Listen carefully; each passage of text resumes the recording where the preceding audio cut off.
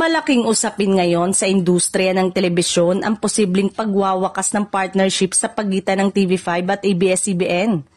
Sa loob ng ilang taon, naging malaking bahagi ng programming ng TV5 ang kapamilya content na hindi lamang nagpasigla sa kanilang ratings kundi nagbalik din ng sigla sa free TV viewership sa bansa. Dahil dito, maraming eksperto ang naniniwalang malaking kawalan para sa TV5 ang tuluyang pagkawala ng ABS-CBN shows sa kanilang istasyon. Isa sa pinakamalaking dahilan ay ang pag-angat ng viewership na dala ng kapamilya program. Mula primetime hanggang noontime, malaking porsyento ng audience ng TV5 ang sumusubaybay sa mga programang gaya ng Batang Quiapo, It's Showtime, Asap Natin To at iba pang teleserye.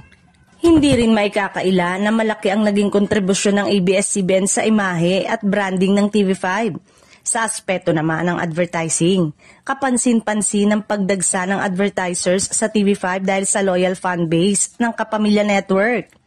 Bagamat posible para sa network na bumangon sa sarili nitong puwersa, hindi maikakaila ang sigla, lakas at viewership na dala ng kapamilya content ay naging mahalagang bahagi ng tagumpay at pag-angat ng TV5 sa mga nagdaang taon.